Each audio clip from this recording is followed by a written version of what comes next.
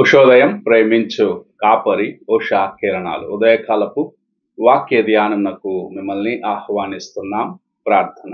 సర్వశక్తి గల యేసయ్య, సర్వోన్నతుడ, గొప్ప దేవ, ఈ ఉదయకాల సమయానికై వందనములు స్తోత్రములు చెల్లించుకుంటున్నాం. తండ్రి, నన్ను ప్రేమించి నీవిచ్చిన ఈ దినము కోసం వందనాలు చెల్లించుకుంటున్నాం. ఈ దినమున నీవు నాతోనూ కార్యక్రమము వీక్షిస్తున్న ప్రతి ఒక్కరితో మాట్లాడము, బలపరచుము. నీ కృపలోనైనా నన్ను మమ్మల్ని నడిపించమని యేసు పరిశుద్ధ నామమున అడిగి వేడుకుంటున్నాను పరమ తండ్రి, ఆమేన్. ఈ ఉదయకాలపు వాక్య భాగము దానియేలు గ్రంథము 4వ అధ్యాయము 34 మరియు 35 వచనములను చదువుకుందాం.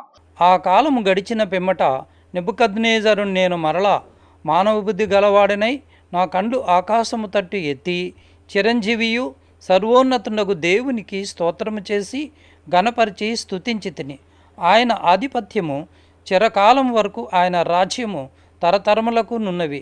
భూనివాసులందరూ ఆయన దృష్టికి ఎన్నికకు రానివారు. ఆయన పరలోక సేన ఎడలను భూనివాసుల ఎడలను తన చిత్తము చొప్పున జరిగించువాడు. ఆయన చేయి పట్టుకొని నీవేమి చేయుచున్నావని ఆయనతో చెప్పుటకు ఎవడును సమర్థుడు కాడు. మనము చదివిన వాక్య భాగములో రాజైన నెబుకద్నెజరు తాను మానవ బుద్ధికి తిరిగి వచ్చినప్పుడు చెప్పిన మాటలను చూడగలము. ఒకప్పుడు నెబుకద్నెజరు బబులోను పట్టణమును చూసి, తన యొక్క పరాక్రమ కార్యములను చూసి, తన యొక్క వైభవమును చూసి ఎంతో గర్వించినాడు. ఆయనకు ప్రభువు చేసిన కార్యములను ఆయన మరచిన వాడిగా, అనేక సార్లు నిజదేవుడు అని తన నోటారనే, అనగా జీవము కలిగిన దేవుని సేవకులని షడ్రకు, మేషకు, అబేద్నెగోలు, దానియేలు గుర్తించిన ఒక వ్యక్తి తన యొక్క హృదయంలో గర్వించినప్పుడు తాను ఉన్న స్థితిలో నుండి త్రోసివేయబడ్డాడు. తాను మానవ బుద్ధిని కోల్పోయి జంతు స్వభావము అతనిలో ప్రవేశించింది. మనము కూడా అనేక సార్లు ఇలాగనే నేను చేసిన కార్యం ఇది, నా వలన ఈ కార్యము సాధ్యమైనది అని ఎప్పుడైతే మన హృదయములో గర్విస్తామో, దేవుని యొక్క కృపను మరచిన వారిగా, దేవుని యొక్క కార్యములను మరచిన వారిగా, మన యొక్క ఆలోచనలకు ప్రాముఖ్యతనిస్తూ నేను చేసినాను, నా వలన ఇది సాధ్యమైనదని గర్వించినట్లయితే దేవుని యొక్క ఆశీర్వాదమును కోల్పోవటం మాత్రమే కాదు, నీవు ఆయన నీకు ఇవ్వాలనుకున్న ఆశీర్వాదాన్ని నిర్లక్ష్యపరిచి ఆయన నీపైకి తన యొక్క ఉగ్రతను తీసుకొచ్చేదానికి నీవే మార్గమును తెరిచే వ్యక్తిగా మారిపోతావు. నెబుకద్నెజర్ జీవితంలో అదే జరిగినది. నేను కట్టినది ఈ రాజధాని, నా పట్టణం ఇది అని గర్వించినాడు. వెంటనే తన యొక్క స్థితిని కోల్పోయినాడు, జంతువుగా మారినాడు, మనుషులుండి త్రోసివేయబడ్డాడు, మంచుకు తడిచినాడు, 7 కాలంలో అలాగనే ఉన్నాడు. మరలా దేవుని వైపు చూసినప్పుడు ప్రభు అతని పైన తన యొక్క కనికరమును చూపించి, ఒకప్పుడు ప్రభు తను ఎలాగూ ప్రేమించినట్లు, లేక తన కోసము కలిగిన ఉద్దేశాలేంటి, తన ప్రజలైన వారిని ఆయన చేతికి అప్పగించి తన యొక్క రాజ్యంలో వారు ఉండుటకు ఎలాగూ ప్రభు వారిని అతని చేతికి అప్పగించినాడు అన్న కార్యములను మరచిన వాడిగా, జీవము కలిగిన దేవుడని తన నోట చెప్పిన అదే వ్యక్తి తన హృదయంలో గర్వించినప్పుడు దేవుని యొక్క ఉగ్రతను, లేక దేవుని యొక్క కోపమును రుచి చూచిన వాడిగా మార్చబడ్డాడు. ఈ ఉదయకాలమున కూడా మనము ఇటువంటి స్థితికి మన యొక్క హృదయంలో స్థలం ఇచ్చేదాన్ని బట్టి అనేక సార్లు ప్రభు మనల్ని ప్రేమించి మనల్ని ఆశీర్వదించిన ఆ కార్యములను పోగొట్టుకుంటాం మాత్రమే కాదు, దేవుని యొక్క ఉగ్రతకు గురి అయ్యేదానికి కారణముగా మార్చబడుతున్నాయి.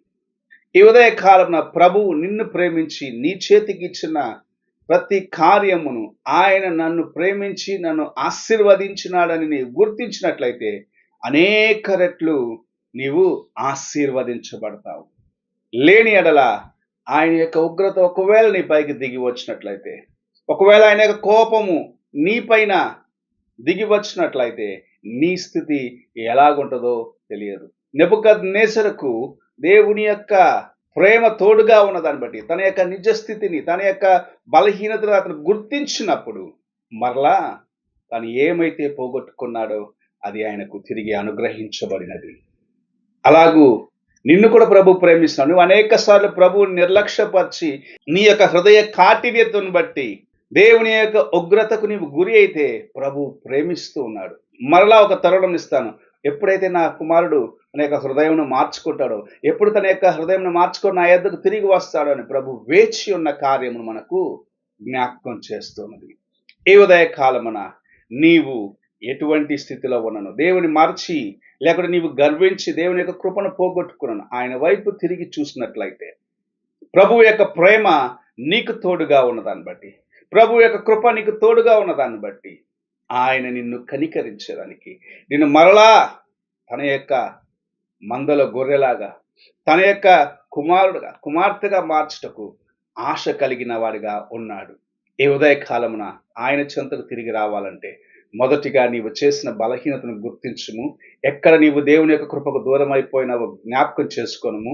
ఆయన వైపు చూసి నీ హృదయమును సరి చేసుకొని ఆయన కృపను సంపాదించుకొను. ప్రార్థన చేసుకుందాం.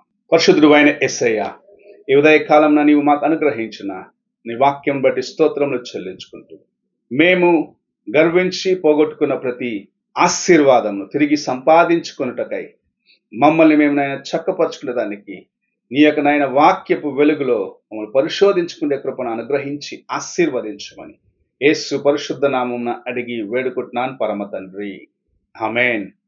తండ్రి అయిన దేవుని ప్రేమ, కుమారుడైన క్రీస్తు కృప, ఆదరణకర్తైన పరిశుద్ధాత్మిక సహవాసం ఇప్పుడు ఎల్లప్పుడూ తోడై ఉండి సదాకాలము నడిపించును గాక.